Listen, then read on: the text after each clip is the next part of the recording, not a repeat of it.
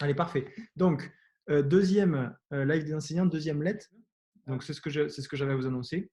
On fera des lives tous les dimanches, tous les derniers dimanches de chaque mois. Et ce live-là, il permettra à tout le monde, ceux qui viendront, de discuter de toutes les interviews qui sont passées pendant le mois. Comme vous savez, tous les samedis, je sors des interviews de telle ou telle personne.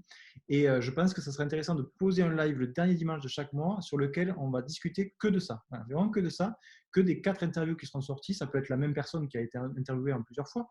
Mais voilà, pour essayer d'approfondir les interviews. Parce qu'évidemment, comme vous le savez, quand on tourne, moi, j'y passe 1 heure ou 2 heures à tourner, mais je sors que des petites vidéos parce que sinon, c'est trop compliqué. Et encore là, on a du temps, on peut écouter les vidéos, mais, mais sinon, c'est pas facile pour tout le monde de regarder les vidéos ensemble. Dans 15 jours, donc mi-avril, on fera un live, soit pour fêter le confinement, la fin du confinement, mais ça j'en doute, soit on fera un live que prépa mental, ou un live que diététique, ou un live que haut niveau, ou un live vie des clubs. Voilà. Okay, comme ça, on aura notre thème et on aura ces questions-là, on aura les intervenants spéciaux pour cet événement-là, et on pourra discuter directement de. Sur la nutrition, est-ce qu'on peut aborder un peu le thème de la nutrition vu qu'on ne l'a pas abordé la semaine dernière? Ouais. Il y a pas mal d'intervenants, là, je pense qu'ils peuvent donner leur avis. Leur avis, ouais. Donc, qui c'est qui était intéressé? Brigitte a dit que tu avais regardé ça. Oui, moi, ça fait 10 ans que je bosse là-dessus. Bon, tu as un peu regardé alors, oui.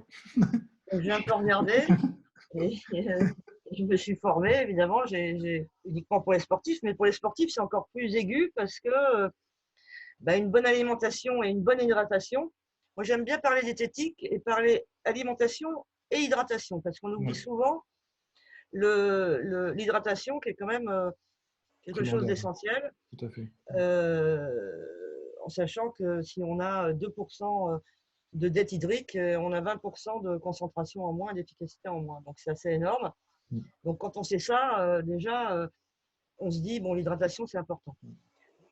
Tous les sportifs, quel que soit le sport dont vous parlez, et qui plus est les sports d'endurance, comme les marathons, les trails, machin, etc., eux, ils sont très, très branchés nutrition. Parce qu'ils savent que les 42 km, sans une bonne nutrition, une bonne hydratation, ils ne vont jamais pouvoir les faire, même s'ils s'entraînent bien.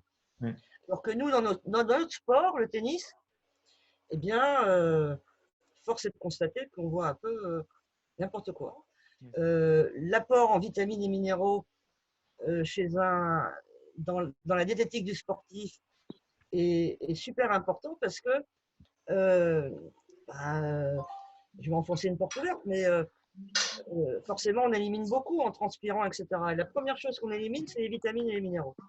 Et les vitamines et les minéraux, ce n'est pas des calories, ce n'est pas forcément un carburant comme les protéines, les sucres ou les graisses, mais c'est essentiel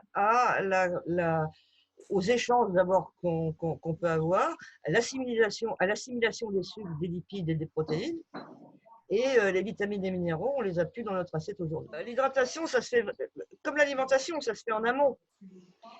On sait très bien que si tu bois au moment où tu as soif, c'est déjà que tu es en dette hydrique.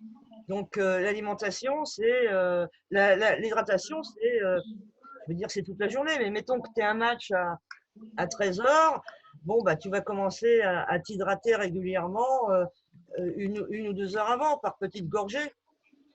Après, tu peux prendre des boissons de l'effort, etc.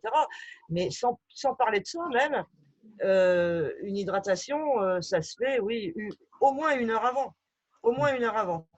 Pendant l'effort, évidemment, et après l'effort, pour récupérer et pour éliminer l'acide lactique qu'on a forcément emmagasiné pendant l'effort. Et Nolan, je t'ai vu lever la main. Donc, ouais, juste pour un peu compléter ce que Brigitte dit, moi je pense que c'est même quelque chose de quotidien.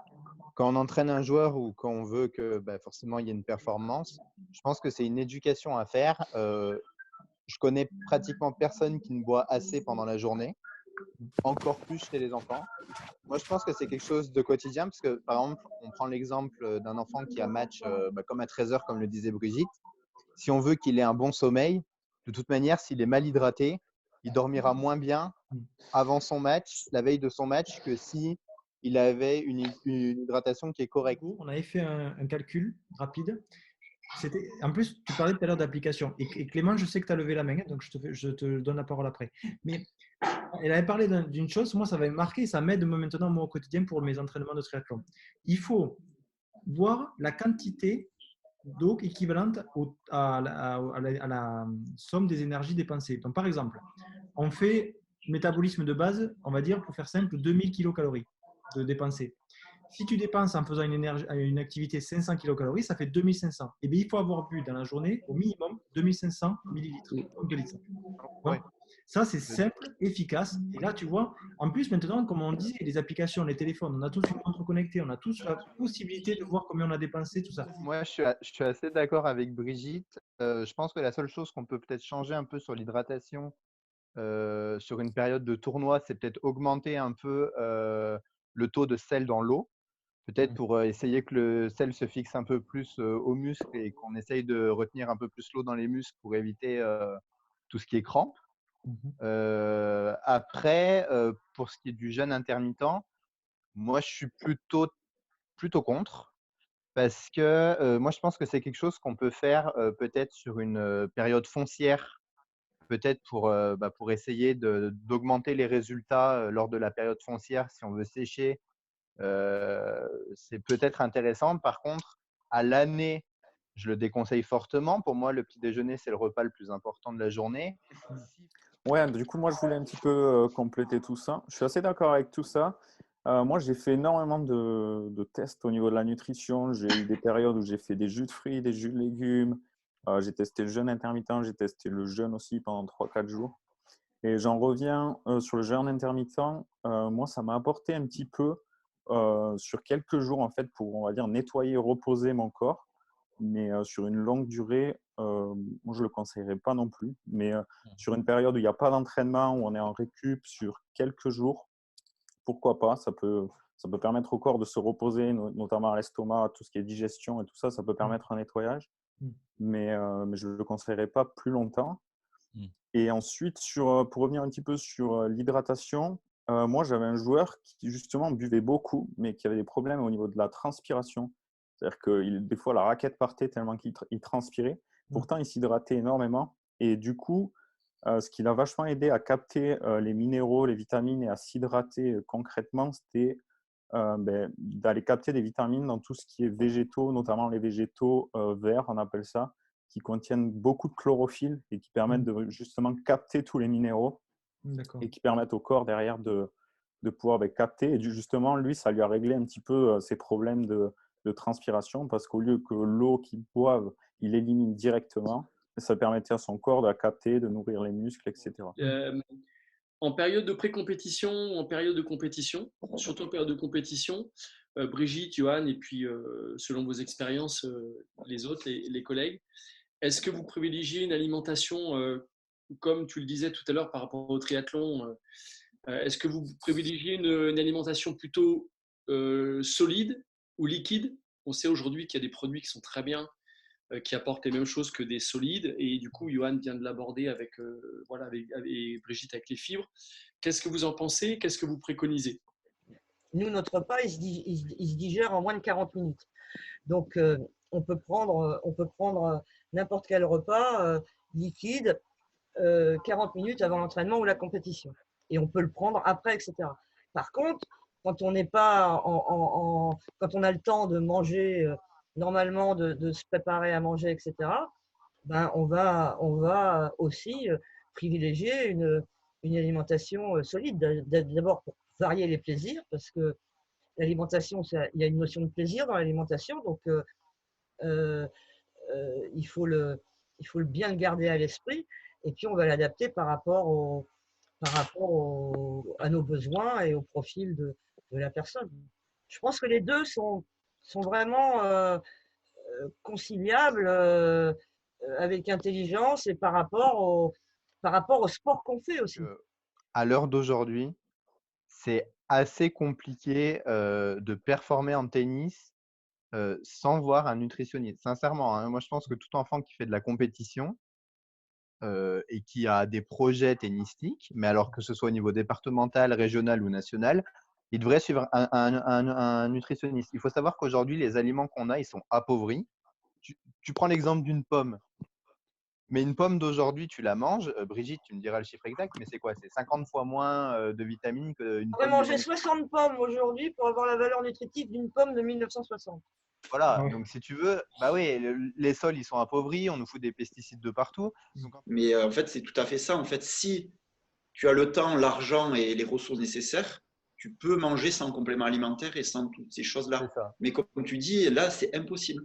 C'est-à-dire que déjà, c'est vachement onéreux, tu dois manger que du bio, voilà. Mais bon, en plus, souvent, les gens n'ont pas forcément le temps. Mais, C'est bien ça. mais c'est tout à fait vrai, ouais, c'est exactement ça. Et après, nous, sur l'éducation, on a fait venir des, comme tu disais, là, on ne pouvait pas chacun leur dire va voir une nutritionniste. Donc, on a fait venir, pas ma mère parce qu'elle n'était pas de la région, mais trois fois dans l'année, une nutritionniste et une diététicienne qui venaient éduquer les parents. Et à chaque Là, fois, c'est on a eu super. un tiers des parents du club qui étaient là. Donc, déjà, C'est c'est un énorme. premier pas. Super. Et voilà. Et deuxième étape, on va essayer de faire ça, des interventions. Et après, avec des ateliers cuisine, avec les parents, voilà, pour les éduquer sur ça. Ouais, c'est top. Top, top. Ah, franchement, c'est énorme, je trouve. Voilà. Et après, par contre, je me prenais tout le temps un encas. Donc, quand je travaillais le mercredi, je faisais du 10h, 22h. Je prenais un encas à 10h, justement, à 11h, 11h30. Je remangeais un peu à midi et après, je reprenais un encas à 16h. Et c'était rigolo parce que je prenais tout le temps une pomme. Et à chaque fois, j'étais aux encas, les enfants ils font ah, tu as pris la pomme? Ben oui, j'ai pris la pomme, tu vois. Mais mine de rien, qu'est-ce qu'ils avaient comme image en tête? Ah, Anthony, il mange une pomme, tu vois. Et Anthony, il a toujours sa bouteille. Anthony, il a toujours la pomme. Anthony, il mange ça à telle heure, tu vois. Et mine de rien, même sans leur dire, ils te voient faire, tu vois. Et là, déjà, tu t'éduques au final comme ça. Tu vois. Ouais. Le Jacques Chirac du tennis, quoi. Ouais. Ouais. Donc, du coup, Mes études et mes recherches, notamment au niveau du cerveau et tout ce qui est. Donc, du coup, je me suis intéressé un petit peu plus à l'alimentation au niveau des neurotransmetteurs, etc. Euh, Moi, enfin, j'écoute et tout ce que vous dites, c'est ultra intéressant. Moi, le jeûne intermittent, tout comme le jeûne, je l'essaye. Depuis janvier, je fais le jeûne intermittent, je mange un repas par jour. Et même au niveau de ma satiété, ça a diminué, donc j'ai beaucoup moins faim. Je me sens pas forcément beaucoup plus fatigué. C'est des, c'est des ressentis. Après, moi, je le ressens comme ça.